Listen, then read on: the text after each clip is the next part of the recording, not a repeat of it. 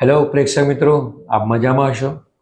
હું Manoj Shah research health ક્લબના પ્રમુખ તરીકે કાર્યરત છું અને આજે આપણે હરણી વિસ્તારમાં આવેલી હરણી મલ્ટી સ્પેશિયાલિટી હોસ્પિટલમાં છે. સર, આપનો પરિચય મિત્રોને આપો. Hello everyone, myself doctor Yash Gabawala. મેં MBBS પછી MD પલ્મોનરી મેડિસિન તથા ક્રિટિકલ કેરમાં ફેલોશિપ કરેલું છે. હું અહીંયા હરણી મલ્ટી સ્પેશિયાલિટીમાં એઝ એ MD પલ્મોનોલોજીસ્ટ તથા ક્રિટિકલ કેર સ્પેશિયાલિસ્ટ તરીકે કાર્યરત છું. આપણી હોસ્પિટલમાં લંગ્સને લગતી દરેક બીમારીઓની સારવાર તથા ક્રિટિકલ કેરની પણ બધી ફેસિલિટી ઉપલબ્ધ છે.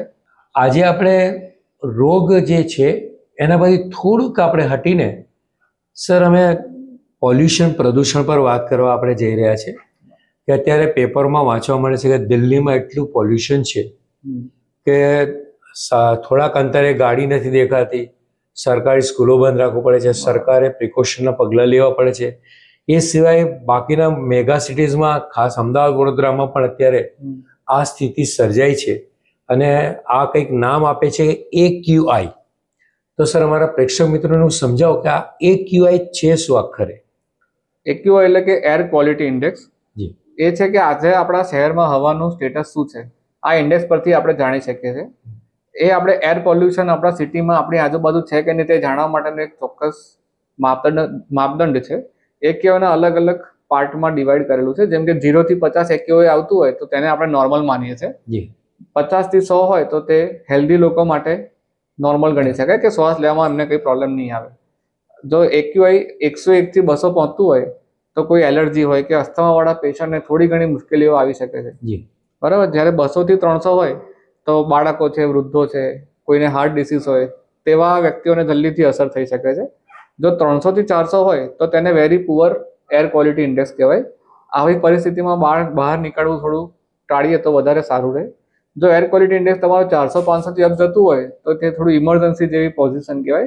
ત્યારે વાતાવરણમાં ખૂબ જ એર પોલ્યુશન છે તેવું આપણે માનવું જોઈએ. સર, અમારા પ્રેક્ષક મિત્રોને એ પણ જણાવો કે પોલ્યુશન, આ જે એર પોલ્યુશનની વાત છે તો સીધી સમજ આપણે એવી છે કે ઓક્સિજનની માત્રા ઓછી હોવી જરૂર કરતા? એકચ્યુઅલી એર પોલ્યુશન શું છે કે એક પ્રકારનું આપણને ગંભીર રીતે અસર કરતું હોય છે બોડી ઉપર, પણ આપણને તેનું દેખાતું નથી એટલે આપણે બહુ અત્યારે એને લાઇટલી થોડું લઈ લઈએ છીએ. સામાન્ય લોકો શું કહેતા હોય કે આ માત્ર ધુમ્મસ છે, પણ હકીકતમાં એક એર પોલ્યુશન છે કે જેની આપણા લોકોના હેલ્થ ઉપર બહુ અસરો થતી હોય છે. હકીકતમાં આપણા શરીર ઉપર ખૂબ ડીપ અસર થતી હોય છે. જેમાં આપણે અસ્થમાના દર્દીઓને અસ્થમામાં વધારો થવો, શ્વાસ લેવામાં તકલીફ થતી હોય, ઘણા પ્રકારના હાર્ટ ડિસીઝ થવાના ચાન્સીસ હોય છે.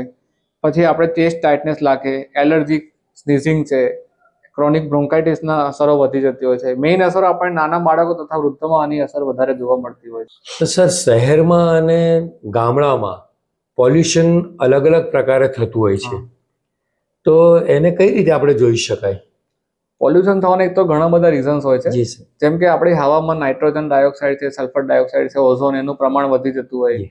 કારણ કે શહેરમાં મેક્સિમમ આપણે ડીઝલ ગાડીઓ હોય કે 2 વ્હીલર હોય, ફેક્ટરીઝ આવેલી હોય છે, એ બધાને લીધે આપણે પ્રદૂષણ વધતું હોય છે.